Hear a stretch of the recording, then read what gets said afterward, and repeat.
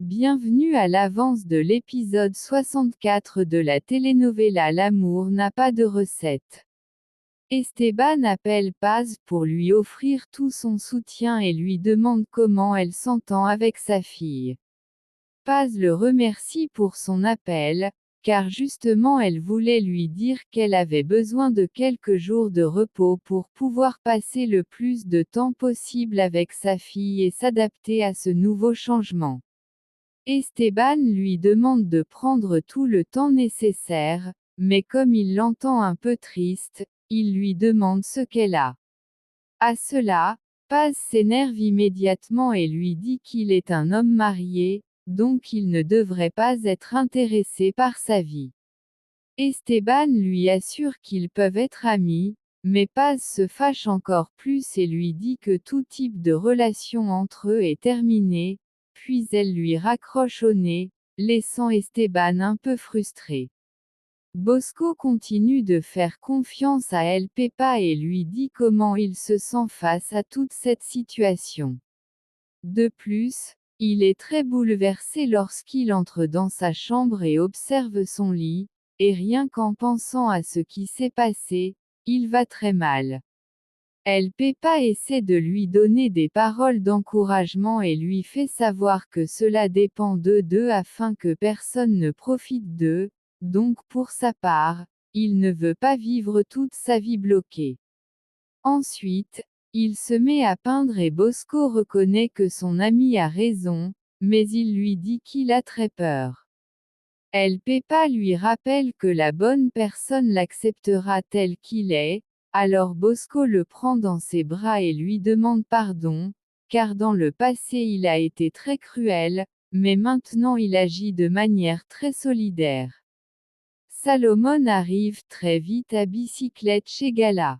Elle le salue et très surprise, s'exclame qu'il est arrivé très vite. Il lui fait savoir qu'il est venu la voir parce qu'il voulait déjà voir son beau sourire. Ensuite, il lui rappelle qu'il sait qu'elle est dans un processus de guérison, mais qu'il est très sérieux avec elle. Tout de suite, il lui remet un bouquet de fleurs, et Gala lui demande pourquoi il y a autant de fleurs différentes. Il répond qu'il a parcouru tous les parcs et a pris les plus jolies fleurs pour les lui offrir. Gala est enchantée et donne de nombreux petits bisous à Salomon comme récompense pour être un gentleman. Salomon reste ébloui par ses baisers et lui en demande davantage, alors Gala, caché de son garde du corps, embrasse Salomon passionnément. Kenzo et Nandi sont à leur travail en train d'organiser certaines affaires, mais à ce moment-là arrive Philippa dans le bureau de Kenzo et demande à Nandi de dégager car elle doit parler avec son ex-mari. Kenzo s'énerve beaucoup et leur demande de ne pas créer de conflit. Nandi se retire prudemment pendant que Philippa dit à Kenzo qu'elle a appris que son épouvantail, Nandi, a publié sur les réseaux sociaux qu'ils sont en couple. Alors, elle n'a pas eu d'autre choix que de lui remettre des papiers qui sont une ordonnance restrictive contre lui, car s'il approche ses enfants, elle l'enverra immédiatement en prison.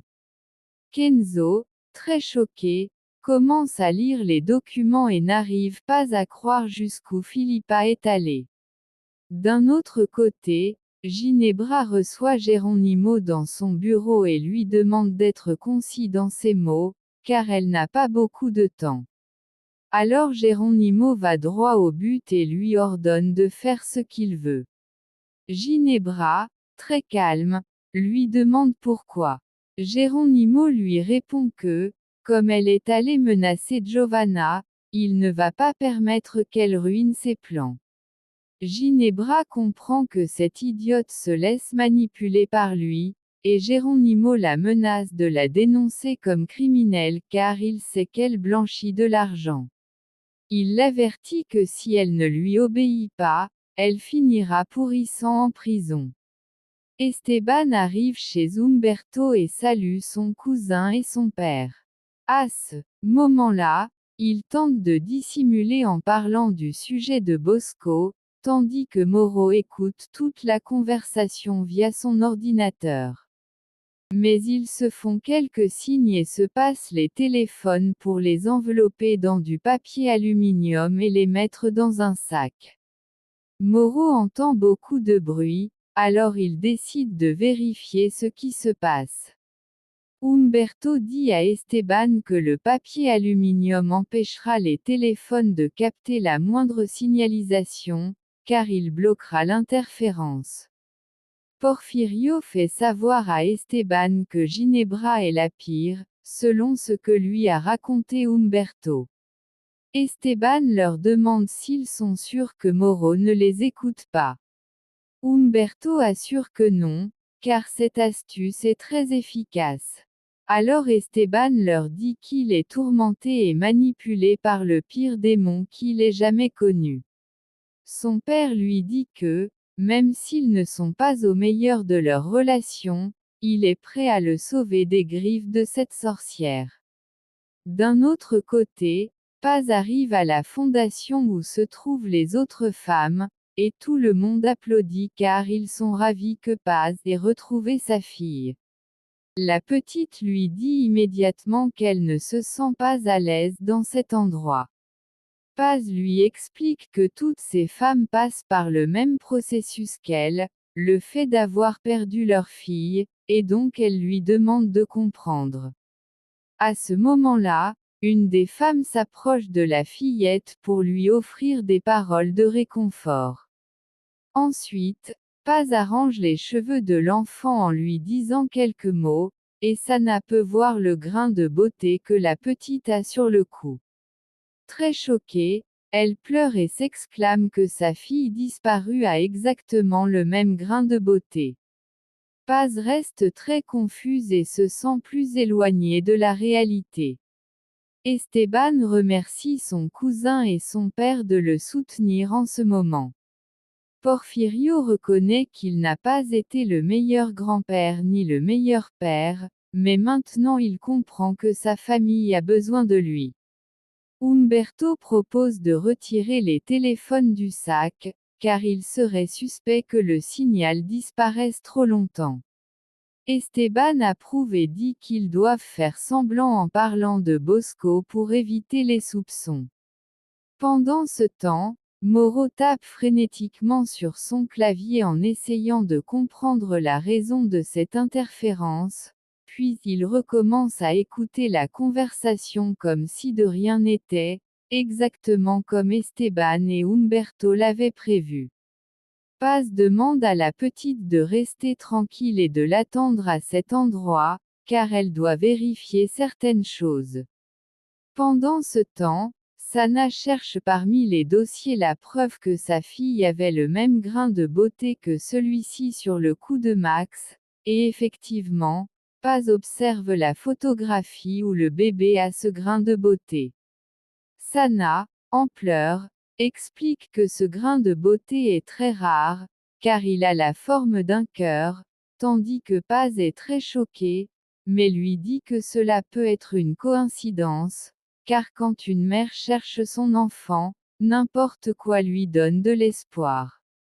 Sana n'écoute pas et affirme que cette fillette est sa fille, car elle le sent dans son cœur. Paz lui dit que ce n'est pas possible, car la police lui a remis les documents contenant les résultats prouvant que cette fillette est bien la sienne. Sana refuse ces paroles et lui montre un portrait robot montrant à quoi la fillette ressemblerait à 5 ans. Paz, en l'observant, reste stupéfaite car elles sont totalement identiques. Ginebra demande à Geronimo d'écrire son nom sur un papier. Il le fait, et elle prend le papier en le prévenant que s'il joue au plus malin, ce nom se retrouvera sur sa tombe lorsqu'elle le tuera. Ensuite, elle l'oblige à ouvrir la bouche et met le papier dedans, lui faisant savoir que la seule personne qui donne des ordres, c'est elle, car elle a également fait taire sa mère Philippa. Puis elle lui demande ce qu'il veut avec tout ce qu'il prépare. Geronimo explique qu'il veut seulement compliquer la vie de Gala et Bosco. Ginebra lui dit qu'ils ont les mêmes pensées, mais qu'il lui manque beaucoup de courage pour lui ressembler. Ensuite, elle lui propose de travailler pour elle, et Geronimo accepte, mais seulement si cela lui apporte de bons bénéfices. Kenzo parle avec Philippa et lui dit qu'il a besoin d'avoir ses enfants près de lui pour pouvoir vivre avec eux et gagner leur affection, en plus de les aimer énormément. Philippa lui répond que s'il les aime tant, alors il sait ce qu'il doit faire, abandonner l'épouvantail, Nandi. Cette relation de racine, puis elle quitte le bureau et à ce moment reçoit un appel de Moro. Très nerveuse, elle répond. Moro lui ordonne d'aller chez Umberto puisqu'Esteban est passé là-bas et il veut qu'elle découvre le plus de choses possible. Philippa ne veut pas y aller mais Moro lui ordonne encore une fois de faire ce qu'il lui demande, sinon il se débarrassera d'elle. Umberto remet le téléphone enveloppé dans du papier aluminium, ainsi Esteban leur raconte que Ginebra est la principale suspecte d'avoir tué Bérénice, parce qu'il est certain que cette diablesse est derrière tout. En plus, ce n'est pas une coïncidence qu'elle soit la fille perdue d'Elvira, et évidemment elle voulait se venger d'elle, c'est pour cela qu'elle a tué sa fille et, en plus de cela, s'est immiscée dans leur vie pour les détruire. Porfirio demande à Esteban s'il n'a pas peur de dormir dans le même lit qu'une meurtrière, mais Esteban lui fait savoir que ce qui lui fait peur, c'est d'avoir ses enfants sous le même toit que cette femme. D'un autre côté, Sana continue d'affirmer qu'il s'agit de sa fille perdue, parce que tous les résultats ont indiqué et coïncidé avec le fait que Max était cet enfant disparu. Sana, en pleurant, dit qu'elle espère seulement qu'un miracle se produise, car elle sait qu'on leur a volé leurs 2 filles et qu'elle les cherche depuis le même temps. Paz s'exclame que si elle se révèle être sa fille perdue, alors quelqu'un les trompe et a falsifié les résultats du test ADN. Sana dit que tout est très confus et peut-être qu'il s'agit d'une erreur, mais elle ne nie pas qu'au fond, elle a eu l'espoir que cette petite fille soit la sienne, parce que ce n'est pas une coïncidence qu'elle ait le même grain de beauté. Paz, ému par ses larmes, lui fait savoir qu'il se passe quelque chose de très étrange. Le cœur de Max et le sien ne se connectent d'aucune manière. Sana lui montre encore plus de preuves concernant les mains et les pieds de sa fille, et une fois de plus elle confirme que cette fillette est possiblement la véritable fille de Sana. Alors Paz s'exclame qu'elle refera les analyses à Max pour dissiper les doutes et vérifier si finalement la petite est sa fille ou la sienne. Bosco n'arrive pas à retenir ses larmes et essaye de se réfugier auprès de Pipa, mais à ce moment arrivent des jeunes qui s'acharnent contre Bosco. Peppa élève immédiatement la voix pour défendre son ami. Tout comme Bosco, il leur fait clairement comprendre qu'il n'a abusé de personne. Ces garçons se souviennent lorsque Geronimo les a payés pour qu'il donne à Bosco la pire raclée de sa vie, alors ils se jettent immédiatement sur le garçon pour le frapper. Heureusement, Phobo arrive pour arrêter ces voyous. Ginebra essaie de parler avec Esteban, mais il est un peu irrité puisqu'elle est entrée dans son bureau sans autorisation. Ginebra lui rappelle qu'ils sont mari et femme. Ensuite, elle l'informe qu'elle changera le testament de sa mère, mais Esteban n'est pas d'accord et lui demande si elle serait capable de tuer Elvira juste pour garder son argent. Ce à quoi elle répond avec beaucoup de froideur que oui, elle le ferait, car cet argent leur reviendrait. Esteban la menace de tout dire à Elvira si elle ne renonce pas à ses plans, mais Ginebra, très effrontée, lui dit qu'elle adore quand il devient beau et lui exprime qu'elle l'aime. En entendant cela, Esteban est rempli de colère et lui hurle qu'elle n'aime personne, pas même elle-même.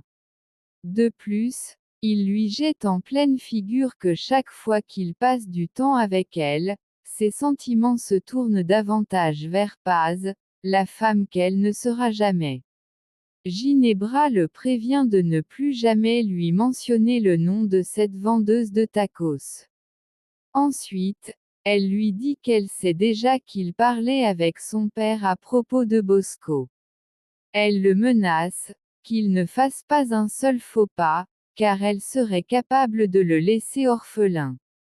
De son côté, Paz remet un repas à Gala pour lui montrer qu'elle se soucie encore d'elle et de son alimentation.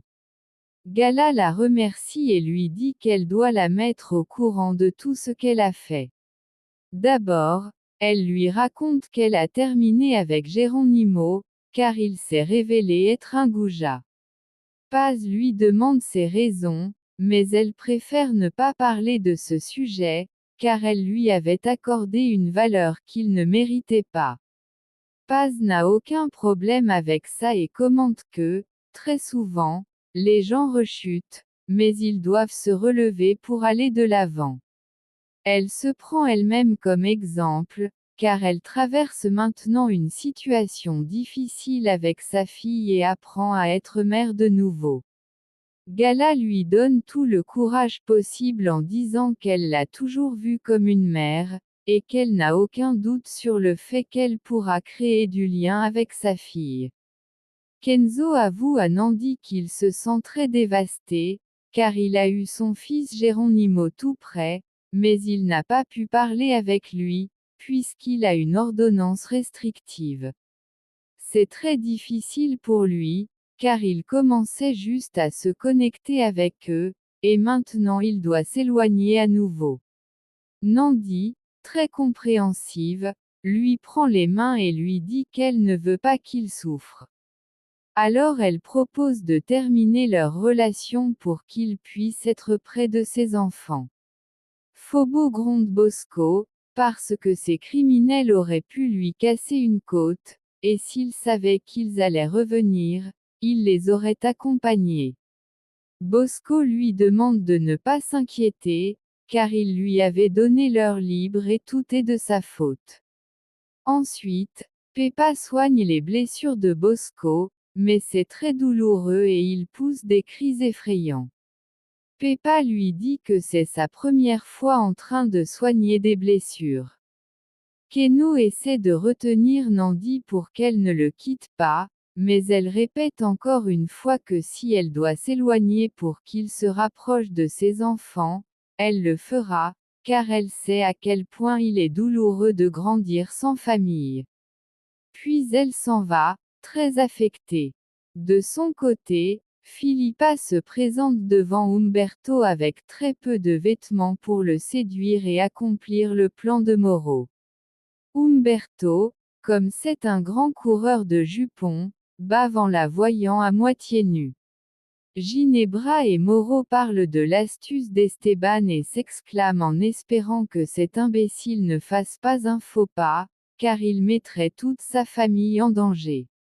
Ensuite, Moro lui annonce qu'il s'est déjà débarrassé des parents de Max. Elle le félicite et, pour lui remonter le moral, elle lui montre la transaction qu'ils ont reçue pour le paiement d'un bébé. Puis elle lui dit qu'il faut en trouver plus, parce qu'ils ont une commande pour aujourd'hui même. Moro en est surpris, car il est impossible d'obtenir beaucoup de bébés pour cette mission. Paz raconte à Gala ses plans de faire un autre test ADN à Max, mais elle lui demande beaucoup de discrétion, car personne ne peut être au courant. Elle lui demande la faveur de réaliser le test, en lui donnant une sucette que la fillette vient de lécher.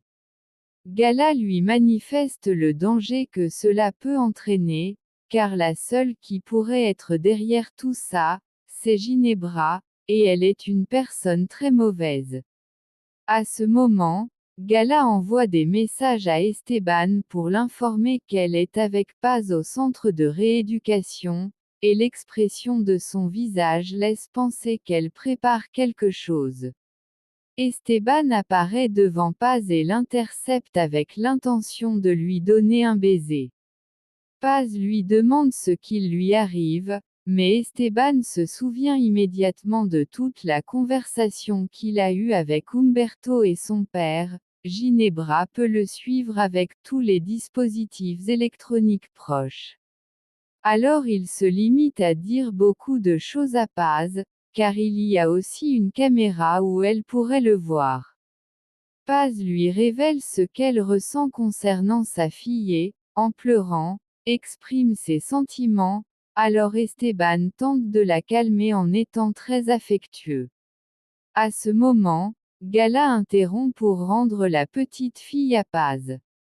Celle-ci prend sa fille et s'en va. De son côté, Philippa continue d'appliquer ses techniques de séduction pour faire tomber Humberto, et même s'il montre un peu de résistance, elle ne cesse de le persuader. À ce moment, Porfirio entre, embarrassant tout le monde. Ginebra oblige Moreau à accélérer le commerce de vol de bébés, et il remet en question ses décisions. Elle lui répond qu'ils ont besoin d'argent, car ils ont trop de dépenses, et elle n'est pas certaine d'être dans le testament d'Elvira. Moreau dit qu'il la connaît et qu'il sent qu'elle lui cache quelque chose. Alors Ginebra lui montre sur son téléphone qu'ils sont dans de graves problèmes, ce qui rend Moreau nerveux, car ils sont sur le point d'être découverts. Pour finir, Fermine rencontre Paz et la petite fille et essaie d'avoir une connexion avec l'enfant, mais Paz lui demande de ne pas être ridicule, car d'abord il l'a renié, et maintenant il veut s'en approcher. Fermine dit qu'il fait seulement semblant et continue d'affirmer qu'il ne croit ni Ginebra ni Moreau. Alors Paz lui fait savoir qu'elle aussi commence à douter que Max soit vraiment sa fille. Jusqu'ici c'est avant-goût. Si ça t'a plu, laisse-nous un like et un abonnement.